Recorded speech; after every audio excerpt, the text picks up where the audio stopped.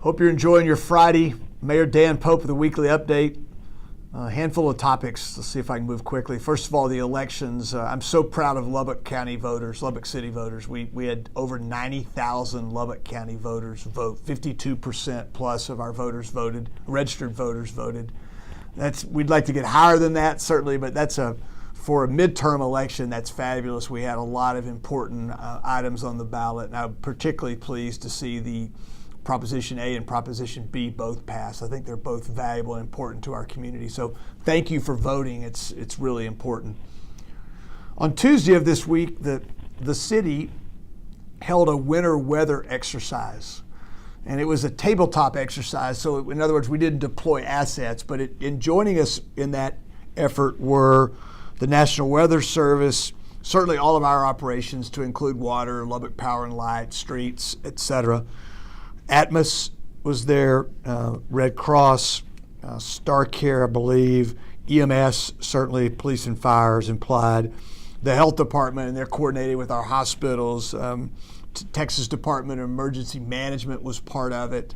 I'm probably leaving somebody out, but they spent a full half day in this exercise. I got to visit for about an hour and just observe. And it's what it does is it simulates a significant winter weather situation, much even more so than what we had 3 years ago. We had the snowmageddon kind of deal, and the impact that it might have on the airport if we had passengers stranded there. What happens when we start to lose electric assets and have big lines go down or have substations go down? And so many scenarios. Certainly DPS was not there but was involved in some of our planning effort. It's the kind of things that we do that nobody knows about, but it allows us to be prepared for any kind of winter weather exercise, whether it be an inch of snow or sleet or a really significant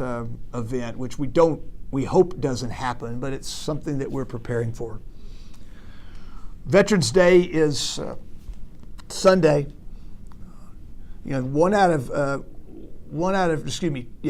every 12 veterans in the U.S. lives in Texas.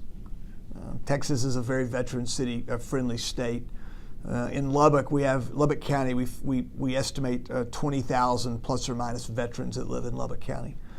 So hug a veteran, thank a veteran.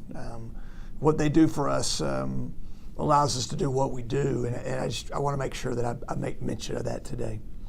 A couple of more things quickly. The Lubbock Junior League's holiday happening is next weekend. They asked me to give a little shout out for that. They do a lot of great things in our community, whether it's the Food for Kids project, Food Kids in the Kitchen. They raise a substantial part of the funds that they use to then reinvest in our community next weekend for holiday happening. Many of you put it in your calendar in ink, but don't forget about it next weekend.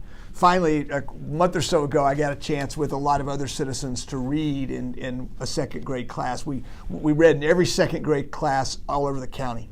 And I was at Whiteside Elementary, and I read, and I got this set of note cards. Every student in the class sent me a note card, and I got just some of the greatest, inside I got the greatest kind of notes from them and some wonderful questions. And I'm not going to bore you with all of them. Some of them were what you would imagine: my favorite color, my favorite animal, do you have children?